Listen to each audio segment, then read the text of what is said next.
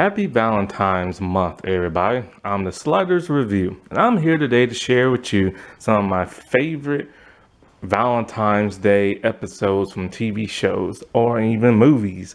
Um, Not everything is all lovey-dovey. Sometimes Valentine's Days deal with heartache and everything. So, some episodes will be romantic and lovey-dovey, while others will be very sad and heart-wrenching and stuff. But love is love. It doesn't always come with smiles and giggles and glee. So, I'm here today to talk to you about Pretty Woman, the 1990 movie. This movie is a instant cult classic. It's been 35 years since this movie came out. 35 years. And in my opinion, it still holds up. It holds up so well of being a romantic comedy that there's never been a prequel, there's never been a sequel, there's never been a remake. But there has been a musical. In 2018, that's how long it took for there to be like a musical and stuff. Now, this movie was directed by Gary Marshall. May he rest in peace. He has made a lot of stuff like A League of Their Own. And he was the brother of Penny Marshall from Laverne and Shirley. May she rest in peace. Now, I think his son or grandson had like a cameo as the skateboarder in the movie. Now, one thing I forgot to mention is that this is technically a Disney movie. What's that company called? Bruna Vista Pictures, I believe. It's a Disney-owned company. So technically, Disney made a movie about a streetwalker. Hey, the 90s were a different time, all right? This is a extremely good movie. It's one of those type of romantic rom-com movies that is just, anybody can watch at any period in time, any decade, and it's just a feel-good movie. I remember I first watched this when I was probably, somewhere in my early teens, probably a kid, because my mom owned it on VHS. And then I took that VHS and I recorded Star Trek Voyager and Hercules and Xena on it. That's just what I did back in those days. And many years later, she found out and she was pissed. Then she bought it on DVD and I took it to FYE and sold it for like a gift card. I think I made it up to her. I think I bought her a new copy. I'm not really sure. I need to go check, like swing by over there and check. I don't know. But this was the first time I ever saw Julia Roberts and Richard Gere. Julia was 21 years old at this time, and Richard Gere was 40 years old. My God. I thought he was just a young man who just had gray hair or something. Now, this movie had mixed reviews. It had a budget of 14 million and it made 463.4 million and everything. And so the person, who I can't remember the name of the person who wrote this, but at that time he was like a struggling writer and everything. Since then, his movies haven't really been that well received, or his TV shows for the most part. He did create VIP with Pamela Anderson in the late 90s, and that lasted for a good while in syndication. But he's made some other movies, and it's just kind of like, I don't know, you know what I'm saying? I can't think of the dude's name right now. I want to say LK something. I don't know. But This was like the first time like I said before, I saw like Richard Gere and Julia Roberts. And so the thing about them is like they had instant chemistry when you watch this movie. You honestly believe they fell in love in this movie and stuff. Hollywood tried to recreate this, I think, with Runaway Bride, but it didn't work. Lightning did not strike twice. That movie had a lot of negative reviews and stuff like that. But when it comes to Pretty Woman, I very much enjoy and love Pretty Woman. You can watch it on HBO Max. I assumed everybody loved this movie, but apparently, if you go to Reddit, there's a bunch of people who hate this movie and stuff. It's mostly young people, and they all had the same consensus, is that they don't like that it glamorizes prostitution. People need to get over that. Like, there's more than just that, and you never see them actually do it. You know what I'm saying? And the original movie was a heck of a lot darker.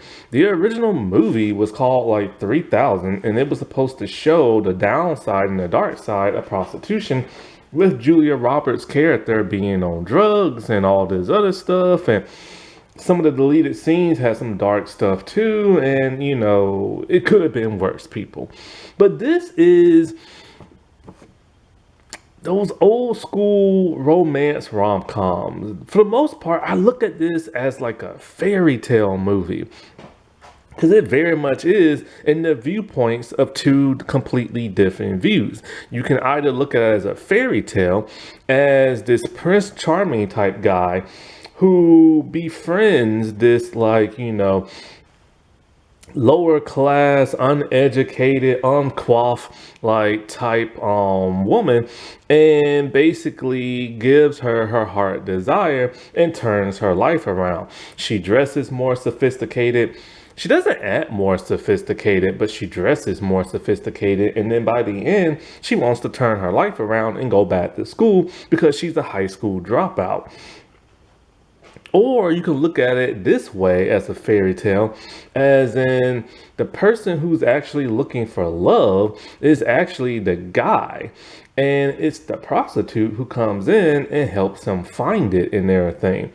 Because he has a hard time keeping women and stuff. It's just something that's really hard for him. Either way you look at it, it's very much like a fairy tale. And even the Julia Roberts character even says, you know, she wants a fairy tale and everything. She wants that happy ending, which is odd because you never get that from her, that she wants that happy ending. It's actually him. But when it comes to her, she just wants her rent paid. But when you find out more about her backstory and everything, it's like, you know, then you say, okay, yeah, she does want that happy ending. She became a prostitute because she was a bad girl growing up, and she met a guy who was a bum. She moved out to be with him. He ditched her. She was like, you know, by herself, and she meets a woman named Kit. And Kit was like a prostitute, so she figured, you know what? I guess that's the only way I can make money, because she was being like a waitress and stuff, and that didn't make a lot. And she was doing some other jobs that didn't make a lot of money, so she just sold herself. And she said she cried every time she would do it because it's not something she wanted to do. So, but that still doesn't make no sense of her wanting that like happy ending of, like, you know, a big house and all that. It's more like she just wants a good job and to make it and everything.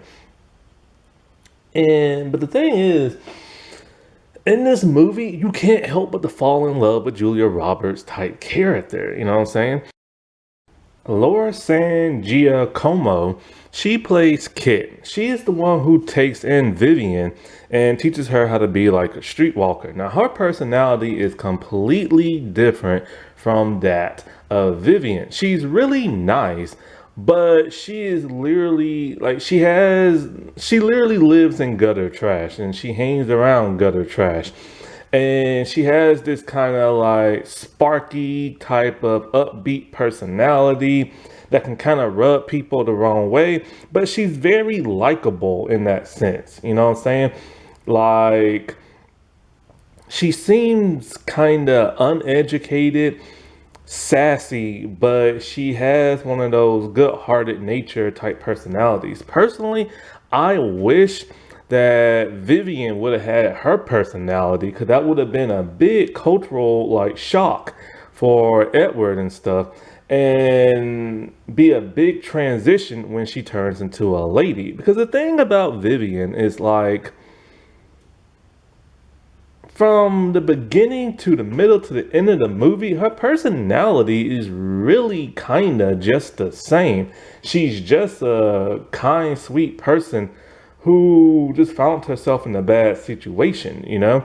And I really wish that's one of the things that could have been tweaked in the movie to where she would have had Kit's personality and more of Kit's upbringing and stuff. Because that would have been a big, like, ugly duckling type swan transformation type thing. She is what sells this movie to a great degree. She is an uneducated person. She is a gorgeous woman who isn't making much in regular jobs. You know, she has a slightly troubled past and everything. She can't find her way out of a rut. Like, she lives in a crappy apartment. The landlord's always wanting the money. There are like pimps and other stuff and stuff like that. And the person who's taking care of her is, as trashy as they come. And so she's not really living that style of life that anybody should live. And it's funny because they took somebody off the streets, and fate would have it as it is, and she found the guy who was her Prince Charming. And at first, this guy didn't want absolutely nothing from her. It's just like he's just this business guy. And he was just needing help how to, like, drive like a stick shift and stuff. And she constantly kept trying to like put the moves on him, and he just wasn't interested in stuff. And so basically, the movie is just he wants to hire her for a week for like business type stuff because he sees the type of person she is. And it's like he looked into her soul and saw a better person and wanted to bring that person out.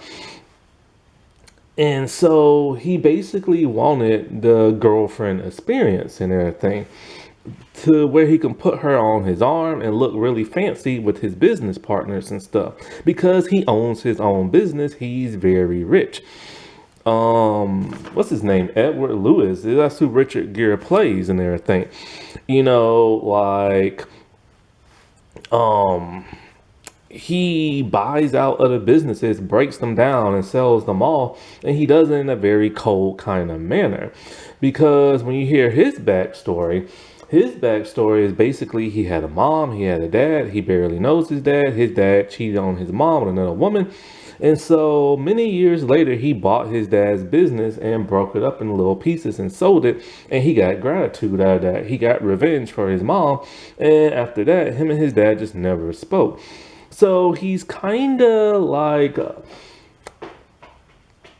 don't know, he's kind of like a business shark with a heart of gold, but still it's that corporate side of him. He's very stiff, he's very proper.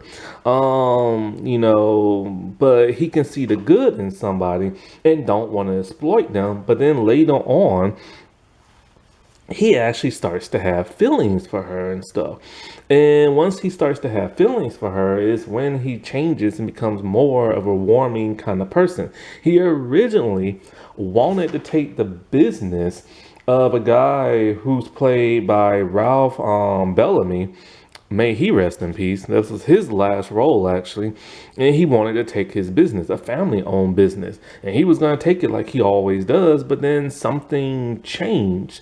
What changed is he actually found love, and he didn't want to be a cold-hearted, like, business person. So he pretty much, worked with that dude to, help his company out and stuff. So she brought out the better side in him by making him more human and less of like a suit, you know what I'm saying? Because everything was always a business with him. Like, him and her would have like a very like emotional conversation, and as soon as that phone would ring, he would take the call and not pay attention to her and stuff. he would be doing paperwork while she'll be watching like, TV and just cracking up.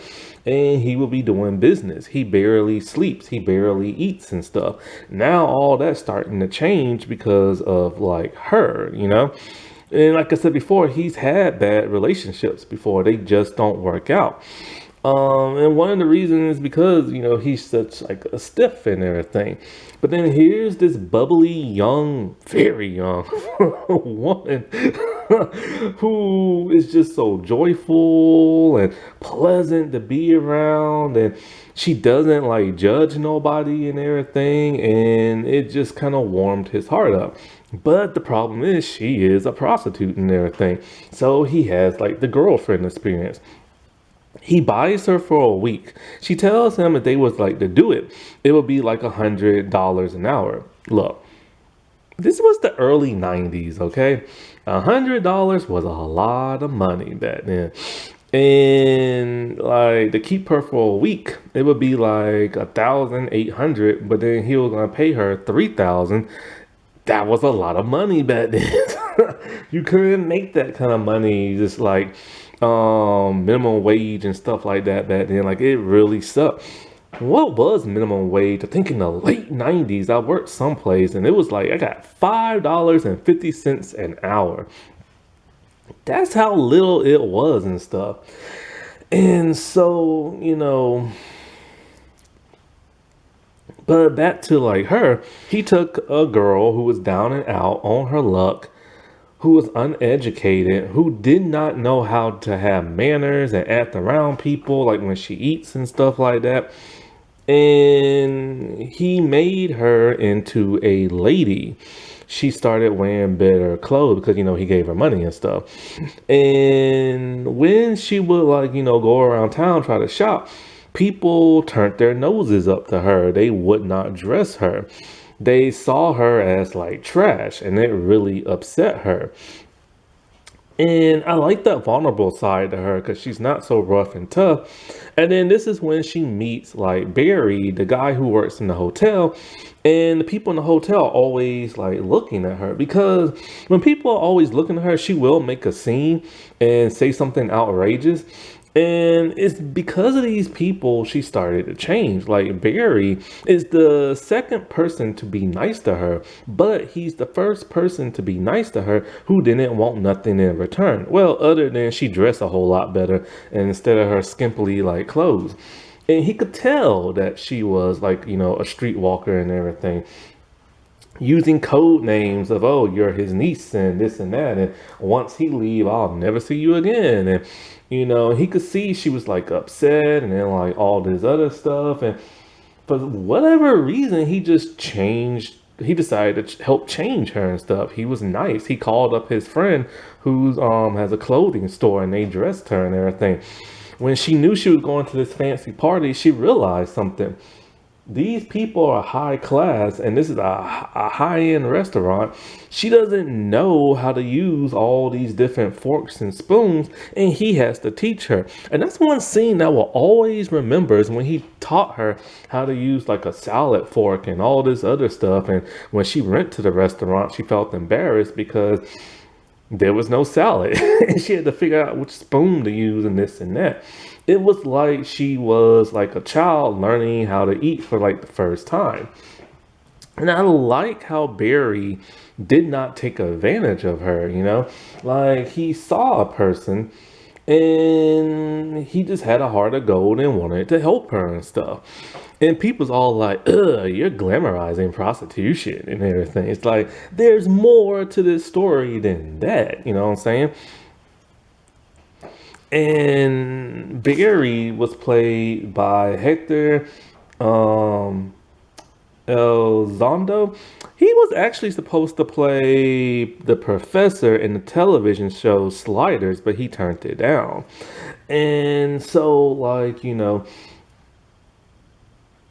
eventually they do stuff. Now, one of her rules is never kiss on the lips because then you fall in love. But then eventually she does kiss him on the lips because she is falling in love as well. And it hurts her when he tells his lawyer that what her job is and stuff. she feels embarrassed. She feels low, like degrading and everything. He couldn't just tell her, "Oh, hey, this is just like my friend or girlfriend," like because he thought she was a corporate spy, and that's played by Jason Alexander. And she got so offended, she was about to leave. And the thing that I love that they wrote is that, she asked for the money, she's like, pay me so I can leave. And he pays her, but then she puts it on the bed and she leaves, and he realizes she didn't take the money. It wasn't about the money anymore. Originally, it was about the money, but it no longer is. So he went after her and stuff. But then, something happened that's odd towards the end of the movie. Well, other than the fact that she almost got like assaulted by Stucky or so what his name is, by Jason Alexander's character and stuff. So of course here comes like Edward being a knight in shining armor and punches the dude. And like, although I think Barney did kind of try to use her to get in good with Edward, he tried to give Edward his business card after um, she said, like, this is Barney and he helped me out. And he kept trying to give him his business card, trying to get in good with her to get in good with him. So technically he kind of did use her, but not in like another kind of way. The week is up, and so they're about to go their separate ways. And and he's all like, we should meet up again and we can do this again for like another week, and I can pay you for like businesses and stuff like that. And she gets offended because at this point in time she really thought they was having a real relationship, and he still saw it as business. She leaves, he realizes he's a fool, and he goes after her and stuff. And so it ends with those two like being together and like all this other stuff. Now, of course, there could have been like a little bit more, like a little bit stronger character development. Um, Hector is literally the only person of color, and you don't realize it because he looks white. And his name is Barney, so he's basically playing like a white dude, and there's like no other people of color except for two black people who are, of course, like hired help. One's a chauffeur, the other one's like a butler, and then there are two Asian chauffeurs, and that's literally all they do. They say yes sir, no sir, this crap. And I'm like, really? You couldn't give another person of color like an actual meaningful role in everything? Ugh, that was so 90s and stuff. And it could have been like a little bit more character development, a little bit here and there, but other than that, I think this movie is fine. You know what I'm saying? Now, originally there was other people who auditioned for this. Christopher Reeve's Superman audition and stuff. They wanted Denzel Washington. It's a good thing he didn't get it, because he did another movie with Julia and he refused to kiss her because he said that it would disrespect black women or something like that. So if he was in it, then they would have never kissed. Daniel Day-Lewis was supposed to be in this movie. As for females, they wanted Drew Barrymore. She was like 14 years old at that time. What the world are they gonna get her for? Leah Thompson, I feel so bad. She auditioned for this thinking it was a serious drama and she failed her audition. Michelle Pfeiffer turned it down because she didn't like the script. Daryl Hannah, she thought this like degraded women and everything. And there was a couple of other women like Brooke Shields and Uma Thurman. They was all like, approached. But it was that some pizza movie that Julia did that won them over. Now, when it comes to both Richard Gere and Julia Roberts, she's been working consistently since like the 80s, and still to this day every decade and stuff. She still makes a bunch of movies, and she's even done some television shows. But this is the only movie I've ever seen her in. I seen her on that guest starring episode of Friends, and she had two web series. One was on Amazon Prime, lasted for a season. I did not like that. It was too dry and boring. And she did another one that lasted too. It was like thrillers and stuff, but she still makes a bunch of movies and stuff. Richard Gere, I've seen him in this, and I've seen him in some King Arthur Knight type movie. And I've never seen him in anything else. He still works till this day, but I never hear about this guy. I never hear about a big blockbuster movie with him gonna be in it. He makes them. You just don't hear about him no more. And so, like, you know, the closest thing, because like I said before, they've never made like a remake, they never made a sequel or a prequel other than that musical. The closest thing that came to anything like this is a British show called The Secret Diary of a Call Girl. And people complain, oh, you're glamorizing prostitution. They always say that crap. And that's the closest thing to this I've ever seen. And it would be nice if they was to remake this into like a television show or a modern day movie. If they were to ever remake this in either a movie or a television show, there's only one person I want to see that plays Vivian, and that's Julia Roberts' niece, Emma Roberts. They look so similar and everything, and Emma stars in like a bunch of TV shows and a couple of movies here and there. They have a bit of like mixed reviews, but have you ever seen her in Scream Queens? Oh, she killed that role. She was awesome. Also, when she was in Scream 4, I didn't really care for her performance in that until it was, spoiler alert, she was revealed to be the killer. And then after that, boy, she was awesome. So yeah, if they was to ever remake it, that's the only person I want to see play that role. But I think this is a good movie that has a hidden meaning to it. It is not about a streetwalker, per se. It's about like finding love. It's about accepting people for who they are. It's about helping people be better than what they are, And it's odd that like a bunch of young people can't see that on Reddit. Now, wasn't that romantic? Or depressing, depending on what kind of video I just talked about. Okay, well, happy Valentine's Day, everybody, and bye.